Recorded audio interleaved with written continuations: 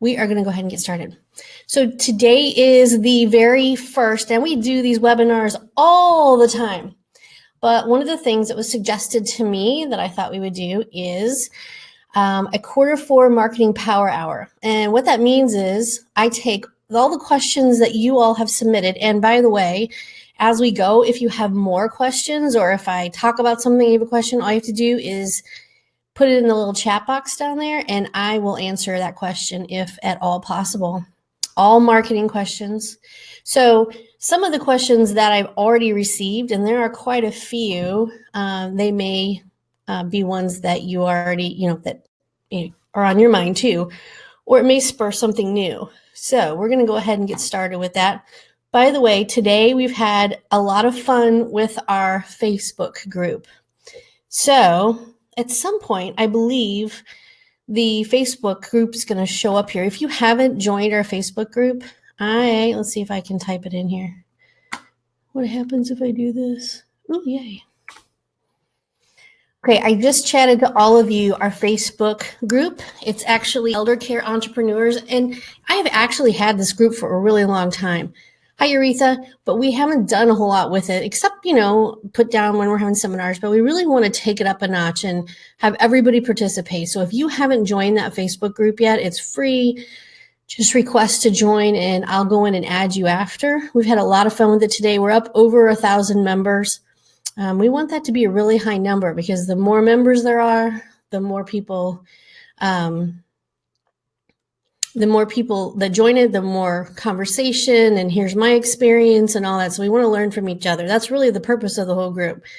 And of course, I'll chime in and I will also be doing some polls and some giveaways. We're getting close to the holidays, so we're going to be doing lots of stuff with that group. So be sure to join it and participate whenever you can. I know everybody's busy, but do what you can. All right, so let's get started here.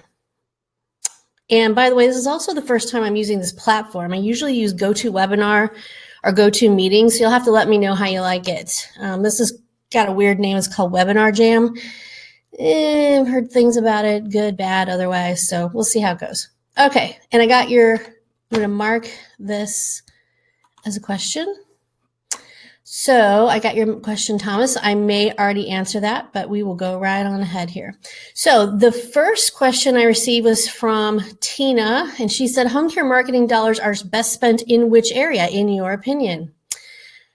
2 places. And I'm probably going to repeat myself a little bit on some of these because I believe the same thing over and over again. The 2 places that are most important for home care marketing dollars are, number 1 is direct referral marketing. And if you know me, you know I'm not in that business. But I will always tell you that looking people in the eye and shaking their hand and being out there with your business, going to the senior fairs, participating, sponsoring, co-sponsoring, hosting, co-hosting, those are all very important things that you need to do, as well as making the rounds, shaking people's hand at the assisted living facility, going in and having a presence there. So those things are all very important. And I would say that that's well above your brand name, your face, you're the face of the company or whoever is the face of the company. Getting out there and being everywhere and being present is really important. But a close second and right on top of that is online marketing. Everybody's on their smartphones. Everybody is on an iPad or a desktop or a laptop. You can't get away from it. It's never going to go away. It's only going to get more and more advanced as we go on. So the more involved you get and the faster you build your audience, the more referrals are going to come from the internet. We already have clients. We've been doing this 10 years. And we already have clients that will tell you that 50% of their leads come from online marketing. So it doesn't apply to everyone. It just depends on how much time and effort you put into anything. So marketing dollars should be spent in 2 places. Direct referral marketing, so sponsoring, co-sponsoring, hosting, co-hosting, senior fairs, paying for those booths. You probably have to pay for some print material. There's somebody's time. All that has to go into that. And online marketing should be the other place. I'm wondering if you or anyone you know has used a news station to make a commercial and aired it. Has it been successful? What are your most successful marketing techniques? From Sarah. So Sarah, I have had quite a bit of experience in radio and television advertising in the last few years. Things change dramatically from year to year, so I can't say I am the ultimate expert on any of that, but I will tell you what I have recall and what I know probably to be true today. For news stations, for channel, your Channel 5, your NBC affiliate, your ABC affiliate, your Fox News affiliate, if you are going to advertise, and of course, the cost of all of this depends on what kind of market you're in. If you're in Los Angeles, really high cost. If you're in St. Louis, Missouri, I don't even know if we're a top 20 market. If we are, I'd be surprised, but we might be a top 20. So proportionally, it's going to be less expensive. But if you live here in the St. Louis, Missouri area, and you look at advertising on television, they can create the spot for you. It's a very basic spot. Or you can create a video yourself and then have it submitted. It has to be like exactly 30 seconds. Television sells in 30-second spots usually. I know there's some variations to that. We used to have something called 5-second billboards that literally were just, need home care, call a day, 5555555. And that was the whole commercial. But you could run a bunch of those all day and all night. If you advertise during morning news or evening news, it's always going to be higher. If you advertise on television during an election year, it is crazy high because every single politician is fighting for those dollars and those minutes on the air. And so you are also paying that price to compete with them for airtime. So I would never recommend TV in an election year, and I would never recommend that you necessarily do news time at night or news time in the morning, but you're trying to catch the adult children of aging parents, so you would think that would be a great time. During the day, in the middle of the day, it's kind of tricky because most of your adult children are at work, a lot of them, not all, and your seniors are the ones watching the Golf Channel or whatever they're doing, and they're not going to pick up the phone and say, hey, I should be home alone and I shouldn't be, and I need care. So it's really tricky on the TV stuff. It's not to say that it doesn't work. If you look at, I know Bright Star Care has been running ads lately. Visiting Angels has probably been, I think everybody knows the jingle. Visiting Angels. You really want me to sing for you, don't you? Visiting Angels has probably been nationally the one that runs the most. They have a huge marketing budget nationally, and they do a bulk ad buy, and it's all complicated. But they probably have the most commercials running, and their franchise owners, they contribute to that fund. So it's a big deal. I don't know that it's actually going to get you a huge amount of clients. I know it'll make your phone ring, but the question is, when your phone rings from a TV ad or a radio ad, is the person Medicaid qualified or can they afford private duty? Hard to know. So if you can afford it and it's part of your budget and you've already tried a lot of other things, pay-per-click's not for you, you've maxed out your Facebook page, you've done everything else prior to that, then absolutely try to run a commercial. Do not ever run commercials, radio or television, during sporting events. So, the Cardinals are a big deal here, but I knew somebody once that plopped down $20,000 to have a commercial run right before the Cardinals' first pitch at every game. And you know how many calls he got from that? 0.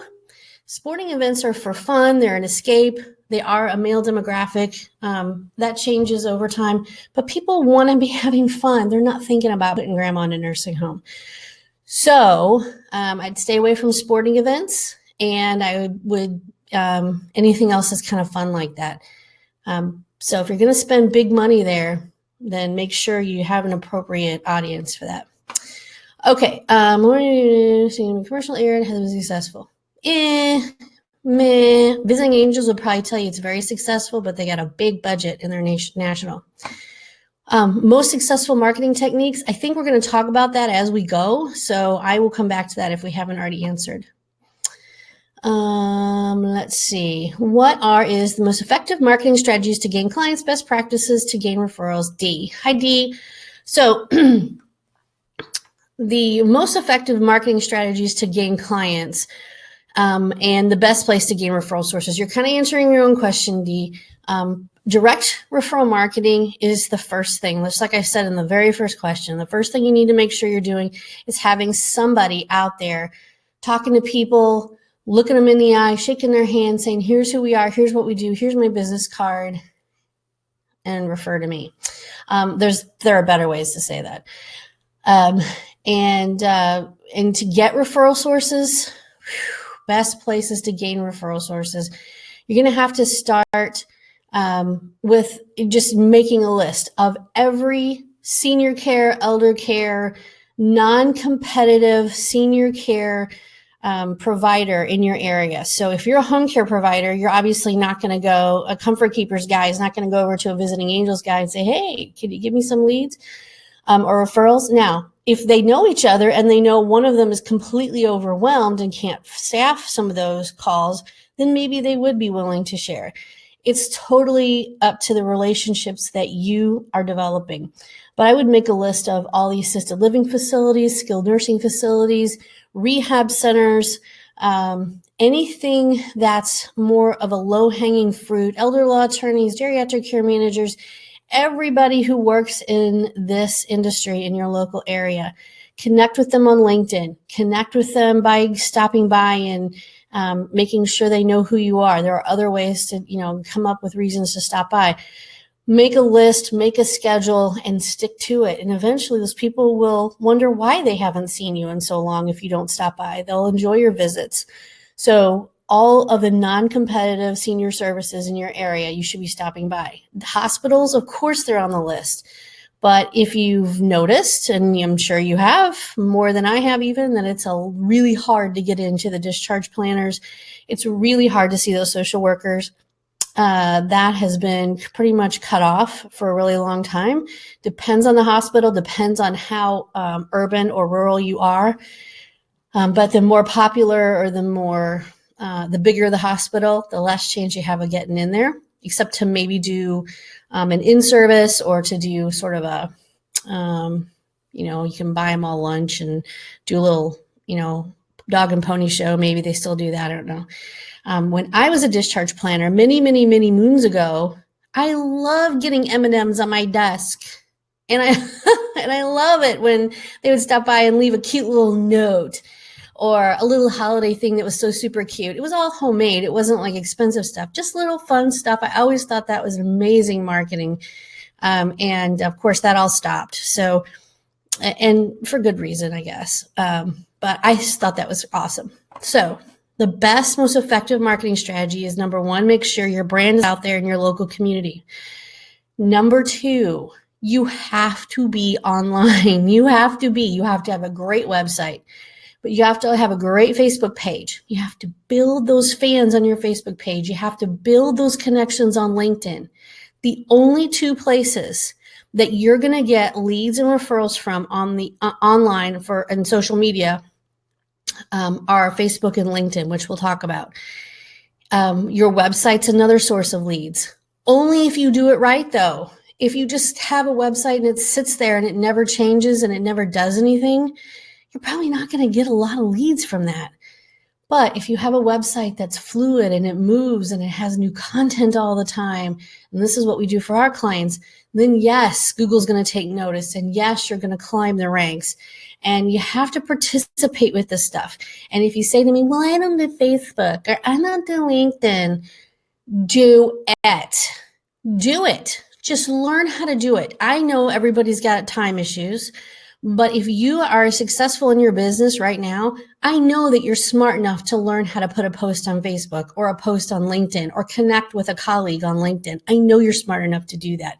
And I know that you can take the time on a Sunday night while you're watching The Walking Dead, you can connect with a few people on LinkedIn or put a few posts up there on Facebook or schedule them to go out over the course of a week so that they're not all in one day.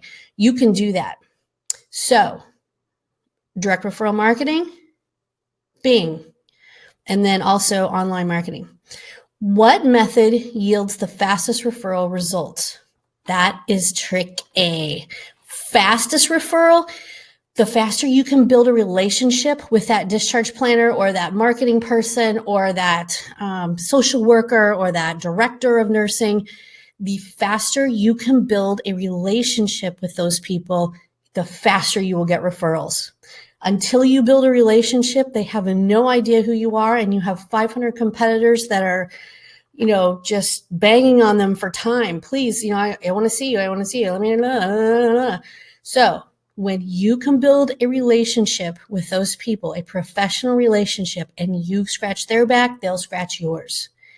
But until you do that, there's really no fast way. And the other thing is to be there when everyone else is not. So on Friday afternoon at 3:00, when everybody else has gone home and they need a discharge, if you raise your hand and say, I can handle this, I can take this, I can do it, then guess what? You'll be the person they call the next time and the next time and the next time, because you came through for them at a time when, or right before a holiday, or sometime when it's just crazy busy and everybody else is swamped or everybody else has gone home for the day.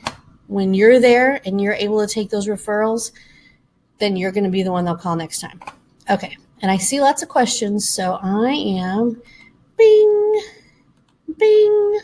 Okay. Be sure to, if you're on here and you didn't see this before, you can chat with us, because there are a lot of people on here that weren't on here earlier. You can chat with us, but I am also putting up here, we've had a lot of fun with our little group today. This is our Facebook group. It's called Elder Care Entrepreneurs, and we've had a lot of fun with it. So what I want you to do is go there and ask to join. It'll take me a few minutes when we get off here, and I'll approve everybody. But I only do that because I'm trying to not have the spammers who sell sunglasses in there, and that does happen. So I just, you have to request to be added, but I certainly will do that when we get off here. Okay, this slide turned out weird. More questions. Does Facebook really work for home care marketing? And this is from Mary. And I want to say absolutely it does. And the reason I say that is there's a couple of things you have to remember. First of all, if you're going to use Facebook as a home care agency for marketing, you have to incorporate a few things, and you have to get good at it, or you have to hire somebody who's good at it. But really, the thing is this. When you are marketing your home care agency on Facebook, you're marketing to a local area. Let's say your territory is a 25-mile radius of your office. Maybe it's a little less, maybe it's a little more, depends on where you live. But you need to make sure you grow a fan base, meaning people have liked your business page. Oh, I can't see my thumb. Ooh, the thumbs up. The more people who have given your page the thumbs up, the more fans you have. So if you have 47 people who have liked your Facebook business page, you're not going to have anybody out there in your community who knows what's going on in your Facebook business page. Grow it. $5 a day. Throw it at Facebook and tell them, I want everybody in a 50-mile radius of me to like my page. And they'll put an ad out there that you can put it together. This is what we do for our clients. And we grow that Facebook fan base. Now, that's not the only thing, and that doesn't necessarily generate instant leads. That's just having people recognize your business exists, recognize your brand, and say, yeah, I like your stuff. But the next thing you have to do, once you've built that a little bit, once you're up to 500 likes, 1,000 likes, then you start running those Facebook ads, and you start running those lead generation type ads. But you have to grow that fan base a little bit, because on days when you can't afford to run a Facebook ad, you still want those people to see your content coming through. And not every piece of content you have is going to be interesting to every single person. So you have to make sure you're consistent. So here's what I would do for here's what we do for home care. 5 days a week, Monday through Friday, we make 1 to 2 posts per day, usually 1, sometimes we have 2 posts per day on a Facebook business page for our home care agency clients or whoever the senior care company is. Some of them are generic. Some of them are they're usually inspirational. They're fun. They're cool articles about seniors who've done amazing things. I mean, we go all over the world and search for awesome stuff about seniors, senior care, Alzheimer's, you name it. And we put that on that Facebook page. And we have to make sure we're not duplicating that for people clients we might have in the same area. So we're always looking for different stuff. Not hard to find, by the way. And then twice a month, we actually post, or sometimes 4 times a month, depending on the program, we post content that goes on their blog as a blog post and whoop, goes all over to Facebook, because you want to make sure you have content in there that is not only some fun, happy, generic stuff, but you got to have some stuff that's coming from your website. If you never have give people a chance to read an article that came from your website, they don't have a chance to click on it and go back to your website, you've not really done yourself any favors. So you got to make sure some of the content is fun stuff that maybe from any other, it's called curating content. It could be from anywhere. And some stuff is coming from your website in the form of articles and blog posts. And then we do 2 videos a month for our clients, and we put those up there, and those link back to the person's website. So videos and blog posts and 5 days a week of fun, curated, inspirational, caring for the caregiver kind of stuff. That is what draws and attracts people to your Facebook business page. That sounds like a lot of work. That's why if I were you, I would hire somebody to do part of it. But that doesn't mean you can't, you should stop engaging altogether. You still need to talk to the people. Like, we're in this elder care entrepreneur group. There's over 1,000 people in there now. And in order to make it work, I still have to reach out every day or every other day at least and say something or do something to keep that keep that momentum going. So yes, Facebook works for home care. What works better, in-person marketing or online marketing? Well, I kind of answered that. They kind of both work together. But I would say first you need to make sure you got your in-person stuff down. Once you know you have a brand and you know people know who you are, your in-person and your online marketing can take over. Pardon me. So online marketing is not a system where you can hire somebody to do it for you and you can set it and forget it. We used to tell people we'll do it all for you, and we do it all for them for the most part. But what I find is that the clients who participate with us, who send us company news like Caregiver of the Month and awards that they've won and cool stuff they're doing in the community, when they write up their own content once in a while, like maybe twice a month, that is the stuff people really dig. And so no matter who you hire or what you hire to have done for you, it doesn't mean you can set it and forget it, because you're going to come back and say, this isn't working for me. Well, it's not working for you because you're not participating. And if you're not participating, it's not going to work. This is social media marketing. So you have to participate. They both work, but you have to put work in on both of them, even if you've hired somebody to help you. Should our home care agency try Google AdWords? And I think, Thomas, I am going to answer this question. Thomas has an addendum question, that is, in one of your videos, you explain that PPC does not work for home care services except if you put in a lot of money. What does a lot of money mean? Okay, I'm going to answer that. Okay, so here's Google AdWords. Google AdWords, when you go to Google, whether you're on your phone or you're on a website, if you type in home care St. Louis or home care Virginia or whatever city and state you're in, you're going to see the top is going to be ads, 2 or 3, 4 maybe Google ads. It says ad by it, meaning it's paid advertisement. Then you're going to see your maps. Then you're going to see organic results. Boo. That means organic results. If you're number 1 on the first page of Google organically, boo, you're still below the scroll line. You still have people have to get through 3 or 4 ads and the map listings, and then they start seeing the organics or the natural listings. So you're already starting off organically, unfortunately, kind of ugh. But those ads that are at the top, if you were selling t-shirts or you're a plumber or a roofer, Google AdWords is probably a great place to be. Absolutely.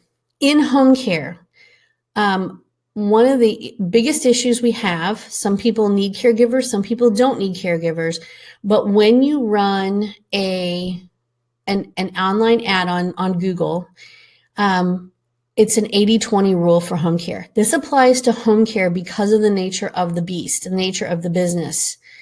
We have lots of people, whether qualified or not, believe they can be great caregivers. And some of them are, thank goodness, because what will we do without them? But a lot of them are not qualified and, you couldn't hire them if you wanted to. They don't have their CHHA or their CNA or their whatever they need. So having said that, 80% of the clicks that come from a Google ad will probably be job seekers. So if we have a Google Ads expert listening, even if you put in all the negative keywords you can think of, meaning when you put in a negative set of negative keyword phrases for a Google ad, you're trying to eliminate the opportunity for job seekers to see those ads. So you don't want them to, if somebody types in home care jobs, you don't want them to see your ads because you don't need caregivers right now, or that's not where you want to get them from anyway. So you don't want to spend your money on job seekers. That's for another place. So you don't want them to do, if they type in home care jobs, forget it. There's a bunch of other ones. There's, 50, 40, some kind of, algorithm that we have that we know all these negative keyword phrases we put in to eliminate job seekers. And guess what? Job seekers still get through. And it's not their fault. They just see the ad. They type in something that you didn't think of, and there's your ad. And they click on it because they're looking for a job, whether they qualify or not. They've just wasted your money. Every time somebody clicks on that ad, they're wasting your $4, your $5, your $6. Boom, boom, boom, boom, boom. And before you know it, your daily budget is blown on people who are seeking jobs, and your ads don't show for the people who really need care. So let's say you're spending $1,000 a month on Google AdWords. Yes, I said $1,000 a month because the less you spend, the worse this problem gets. So $1,000 a month, 800 of that or so, 700, 800, somewhere in there, probably close to $800 of that money is going to go towards job seekers, and 200 of those dollars is going to go toward people who really need care. And if that's the case, that's great. And if they follow through, that's great. Some percentage of those will click on the ad and do nothing.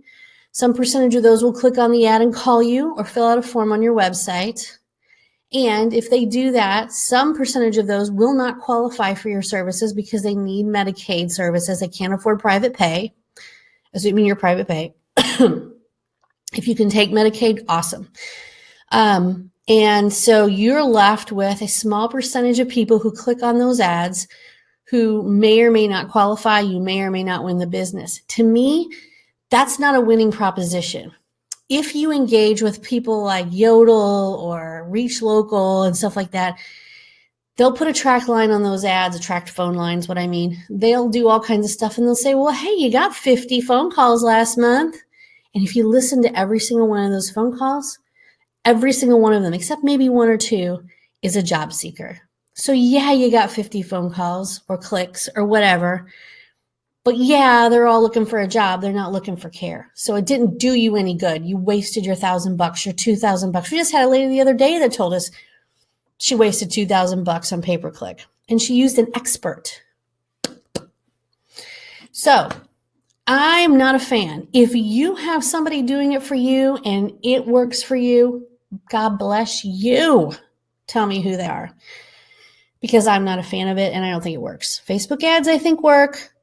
Google ads, I don't. And you'll have to do the Facebook ads right. All right, so there you go. That's my speecho on Google AdWords. All right.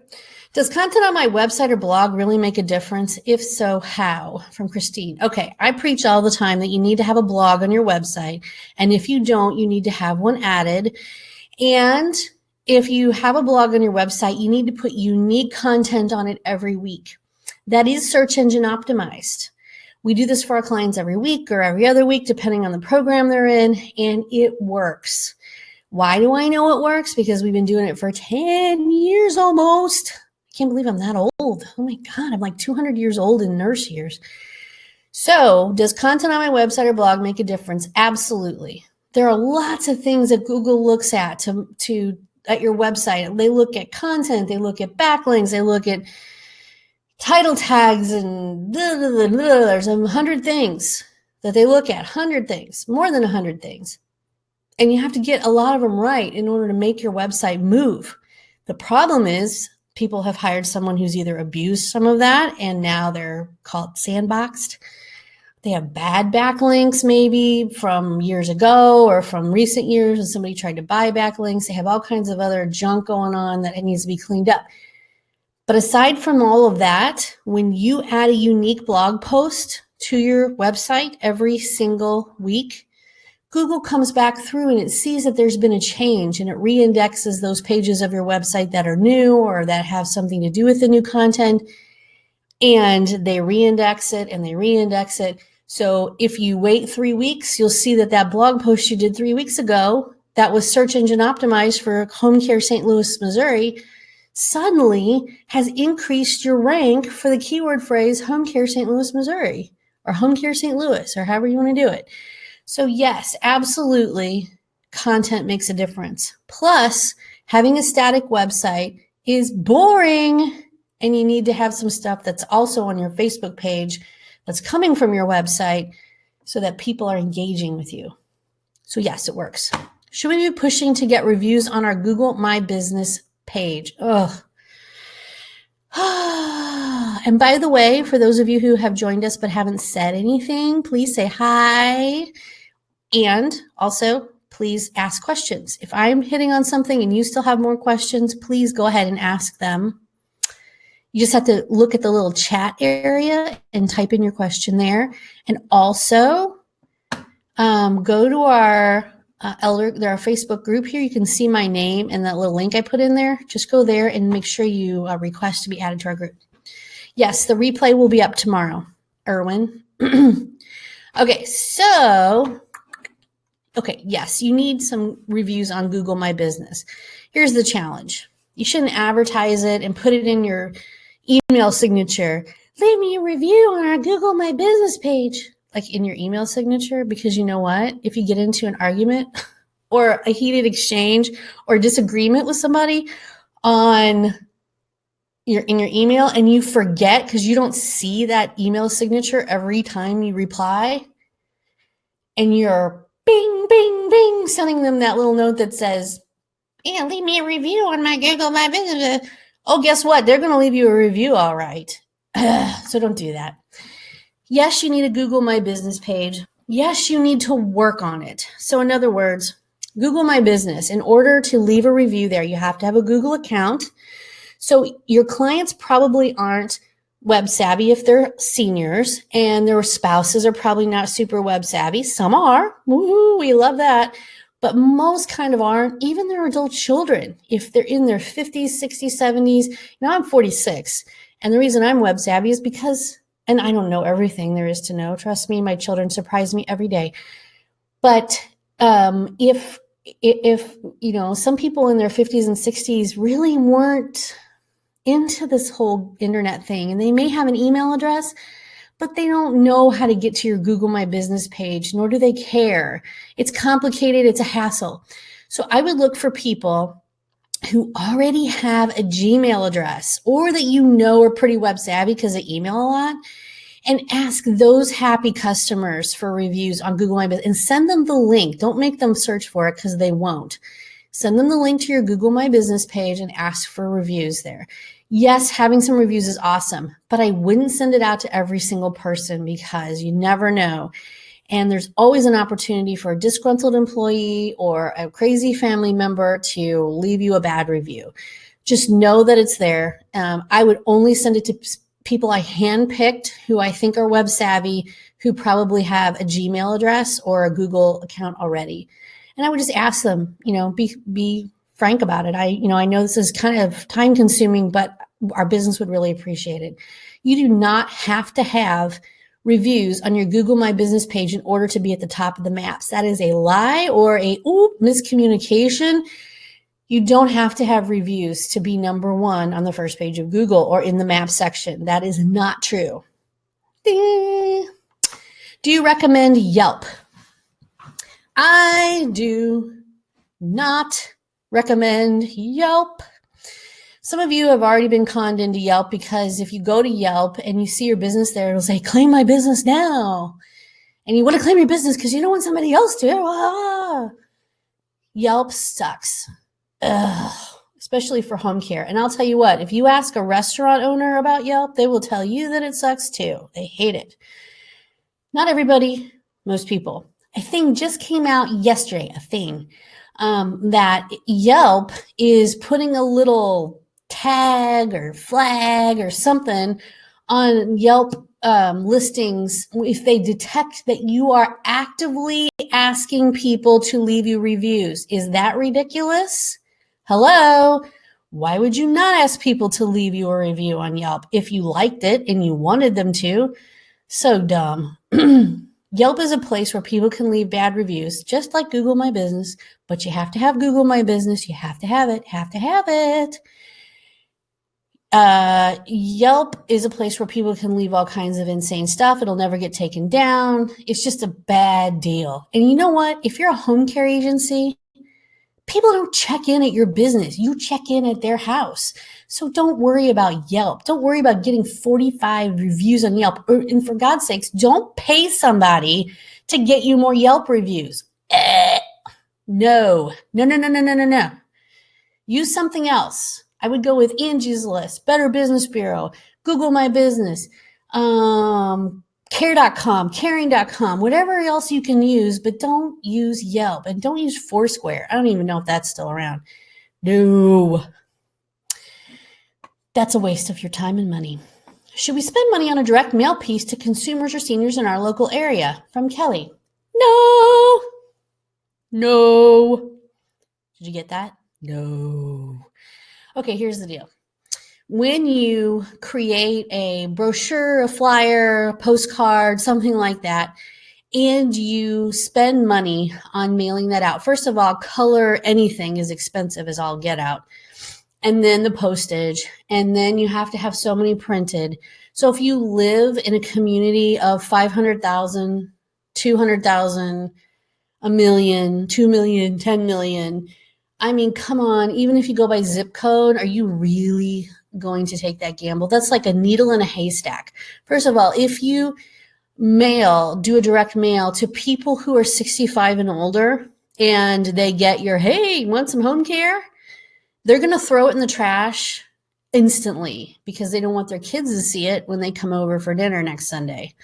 They don't need home care. They don't want you to talk to them. So what you really need to target is their adult children of aging parents who have a parent who kind of shouldn't be living alone anymore. And you know how you can find that out? You can't. No. You might know a few. You might know a lot, but not enough to do a direct mail piece. You're really just flitting in the wind with direct mail, and it's expensive, so don't do it. The only direct mail, yes, I think, and Thomas asked, do you think direct mail is similar to a door hanger? Yes, don't do it. If you go to a neighborhood where there's a bunch of seniors, trash, or they'll get mad at you, or their dog will bark at you, or whatever. Who's that guy? If you go to an affluent neighborhood and you put up door hangers, it's still kind of you know what? You could have been writing 3 articles, creating a new Facebook group for caregiver support. You could have been doing 40 other free things that are going to get you more traffic and more interest than running around hanging up door hangers. You know what? If you have had luck with it, though, and it has made you a millionaire, oh, my God, do it every day. But I just don't think it will. Okay. The only other thing that I would talk about with regard to direct mail, oh, my gosh, we're so into this now, is sometimes targeting veterans. If you do veteran VA aid and attendance pension benefit, you may not be able to say it exactly like that, but if you specialize or can take care of folks who are veterans, doing a direct mail piece to veteran homes might be okay of a certain age, 60 and over or something, the Vietnam era, Korean War, stuff like that. Yeah, that might be okay. That's the only thing I would say that you could, consider. But there's so many other things you could do with that money. Oh my gosh. Okay. Would you spend marketing money in the newspapers and magazines that are in your territory? Okay, so this let me see if I have another question that's similar to that one. I don't video a lot. Videos, Facebook, direct mail piece. Oh, I already answered some of these. I'm so crazy. Okay, so let's do this one. Would you spend marketing money on the newspapers and magazines in your territory? Um, that's tough. It depends. Probably not. Magazines, no way. Newspapers, a senior magazine that is catered to seniors, they really want the coupons. They probably read the articles, but they want the coupons and the free, 2-for-1 at Ponderosa kind of stuff. They're really not looking at your stuff. They're not the right demographic. You're the people you care for, but they're not the people who are going to call you up usually. If you're going to have a dinner with a financial planner and you're going to be there, then yeah, if you have an event coming up and you can get a bunch of people to come, okay, in the financial services industry, they call them plate lickers. But if you can get a bunch of people in a room and somebody's going to do a talk on annuities, or they're going to do an elder law talk, which should actually be better, and you're going to have a booth in the back of the room and you want to go in on an ad for that event, absolutely. And the bigger ad, the better. But if you are just putting in a generic advertisement for, ABC Home Care, no, there's such better ways to spend your money. And some people say, well, we have a circulation of 200,000. That does not mean you're going to get a phone call from that. Don't do it. I just am not a print believer anymore. And I come from a time when that's where we started. I'm not even a Yellow Pages believer anymore. I don't know how many of you still spend a lot of money on Yellow Pages. Our Yellow Pages is like this big now, and there's lots of different ones. No way would I advertise in the Yellow Pages. Okay. The replay will be tomorrow. I will post it, or maybe even tonight. We'll see. I see that you talk about video a lot. Does video really create leads for home care? Video in and of itself, Tom, does not create leads, but using videos in your lead ads does a great job. Plus, Facebook loves it. And the videos that we create all have a call to action and a purpose. So they're not just willy-nilly stuff. I mean, they really are specific to a topic, a frequently asked question, and they have a call to action at the end. So yes, videos create leads for home care, but you have to use them in a bunch of different ways. Just kind of as content, and then also maybe in a lead ad. And anything you do that's a true ad that you're paying for on Facebook that has a video in it, that video needs to be no more than 12 to 15 seconds long. And that comes to our next question, which is, why are the videos you create so short? So if you go to our website and you look at our video program, you'll see there are 45 videos on one page you can watch. They're just the samples, come from different clients and things like that. Minute and a half is probably the longest video, and that's way too long. So we try to keep them to 30 seconds, 45 seconds, under a minute. A minute and a half is the biggest or longest one, just because it had a lot of creative stuff in it.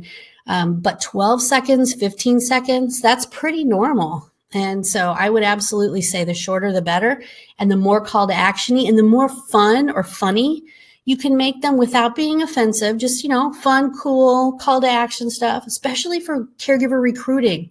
Oh yeah. Let's see. So that's why they're short. No one has an attention span. No one's going to watch your whole minute video, your whole 10-minute charade thing going on, blah, blah, unless it's really super cool, like BuzzFeed and those famous ones where they're doing like having people eat weird food and stuff. Yeah, we'll watch that, but it's not an advertisement. So your videos have to be super cool if they're going to be really long, and that's a lot of money. So you don't want to do that. Do you recommend Facebook ads for home care? If so, if not, why? Rachel. Yes, I recommend Facebook ads for home care. They have to be done a certain way. They need to be lead ads, not just, hey, we're a home care agency, and spend a bunch of money on this picture. No, they have to be a lead ad. They have to be targeted. They have to, and you have to know that you're probably going to spend a fair amount of money on this. So if I were to budget, again, for Facebook ads, I would go minimum $600 a month, depending on my area, and up to $1,000 a month maybe. And the good news is, even though they tend to be expensive, is that you get a lot of information. And the other good news is you eliminate those job seekers. So anybody who does click on your ad probably really is interested in care. And the bigger the territory you can go through, like if we did all of South Florida, we can get those leads down to under $20 a lead. If we do just one town in Florida, then those lead costs go pretty high. So if you do just Houston, you're going to get, $80 to $100 a lead sometimes, which if you've ever bought leads, that's not that bad. I mean, a $50 exclusive home care lead is not unheard of. But even higher than that is not unheard of. And that price is just going to keep going up. So if you want to know what your costs are and you want those leads to be exclusive to you, then I would recommend trying it. But you need to talk to somebody about what kind of demographics to target and what not to target. So they're tricky, but it definitely can be done. And I already answered that, so I'm not going to answer that one. Okay, let's see what we got here. Beep. Oh, how much should a startup home care business allocate for marketing each month, Gia? I'm going to say you need to do all that in-person marketing. So whatever it takes for business cards and brochures, plus any fun little stuff you might want to have. And also, so let's say, a booth at a senior fair, something you sponsor or co-sponsor. So let's say 600 or so a month. In the beginning, it might be more because you have to have everything printed. But what if you had like 600 a month for marketing in person? Or maybe, I don't know, maybe it goes down to like 300 a month because not every single month you're really doing something super expensive. But for online marketing, I would say anywhere from 400 to 600 a month is a minimum to set aside. And if you're going to do paid advertising, you need to make sure you have an additional 600 a month at a minimum for paid advertising. But if you're just doing, the content and the Facebook stuff, and you're not really doing targeted lead ads, then you can go at about 400 to 600 a month for online marketing in general. That includes your website, your Facebook, your Twitter, your LinkedIn, your content, your e-newsletter, and all that stuff. Next one. If I can ask a recruiting question, what services do you offer in that area, Jay? Recruiting is, I know every single one of you that's on this call or been on this call is like, for recruiting. So last summer we started doing was it last summer? This past summer? Yeah, well, maybe March-ish. We started a beta test and we did some boutique, meaning sort of private recruiting for our clients only. And that has expanded and people love it. So we've been doing more of it. We're not My CNA Jobs. We're not, going to be the next ZipRecruiter. We're not, So we have a little system that we came up with, and it requires a couple of us to run it, and it requires the person, the home care agency, to have a person to interface with. But we've actually been able to have some super happy clients that have stayed with us the whole time. There have been a couple of areas that didn't work out, like Honolulu, Hawaii, unfortunately. But for the most part, we've been able to make a dent and help people a lot with recruiting. And that's all I'm going to say about that. If you go to our website at ltcsocialmark.com, you'll see our recruiting program there. You can just use a drop down under services. It's pretty cool. What platform do you recommend for building a website and why? We build websites all the time, John. We build websites all the time. And you don't have to have us build your website to work with us, but we get that request all the time. And the only platform we use is WordPress. It has evolved over time. It's gotten better and better. Some people prefer Joomla. Some people prefer other things. But what we know about SEO and what we've been doing for the last 10 years leads us back to WordPress. So if I had to tell anybody, anywhere, anything, I would say do not have a static HTML website. If you do, you need to fix it. And using odd, weird stuff like Weebly or Wix. Oh my God, read the fine print. You don't own your website. Don't use those things. Ugh. Okay, why do you promote having a monthly e-newsletter, Gary? Oh my goodness. So here's the deal. If I ask you, how many of you have a monthly newsletter and it goes out without fail? Some of you would raise your hand and say, yes, I have a monthly newsletter, but no, it doesn't always go out because I don't have time. I want to have time, but I don't. So I will tell you this. If you have a monthly newsletter that goes out without fail every single month and you automate it, and there's a lot of little things that have to go into that to make it happen, you will see an increase in revenue over the course of that year by at least 10%. Now, can you attribute all that just to your newsletter? I don't think so. But what I know is that sometimes these home care leads don't close, or these senior care leads don't close right away. Somebody calls you and says, okay, let's say Mary calls you. Mary calls and says, hey, I know my mom we probably need to get some home care in the house for her. She shouldn't be alone, blah, blah, blah. She talks to you. She has sticker shock because she realizes she's going to have to pay for it, or mom's going to have to pay for it out of her Social Security or whatever funds or retirement or whatever. And it's a lot of dough, and Medicare's not going to pay for it. So she's got to get over all of that, first of all. And you're the lucky person that gets to tell her. But you develop a relationship with her, a little small one.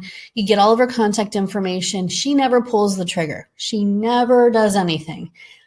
And then Mary's mom falls and breaks her hip 3 months later, falls on the ice or something happens, and she slips and falls, breaks her hip. She gets through the rehab. She gets ready to come home. They have home health care coming in, like the physical therapy, occupational therapy, in the house for a few weeks to get her back on her feet after rehab. And they realize pretty quickly they need an aide in the house all the time, or, several hours a day till they can get off work. So she calls you back because not only has she been receiving your newsletter ever since you guys talked, but she's established a relationship from you, and your brand is in your business and your brand is in her brain, because once a month she sees that newsletter coming. She knows you're thinking about her, or thinks you're thinking about her. So she calls you and says, I know we talked 3 months ago. I should have pulled the trigger. I didn't do it. I got to pull the trigger now, and I should have done it before. So you win the business, but it took 3 months, 6 months, maybe even a year to win that business. But you know what? Your newsletter came to her email box every single month, once a month. And she may not have opened them all, but she knew there was an email there from you guys. So you need to have a monthly newsletter. It needs to be automated, and it should go out one time per month. That is why we promote that. Oh, is this it? Is this it? Oh, it is. We got to the end at 352, 252. Woohoo! Does anybody else have any pressing questions that I can answer? You can put them in the little chat section and I will answer them quick. And yes, we will send out the replay. Oh, how to figure out the best keywords to have on our website. Someone asked, Thomas asked about that. And please enter your questions if you'd like. I'm happy to answer them. Let me go all the way down here. Whoops, let me go all the way to the top. Whoa. Okay, so keyword phrases.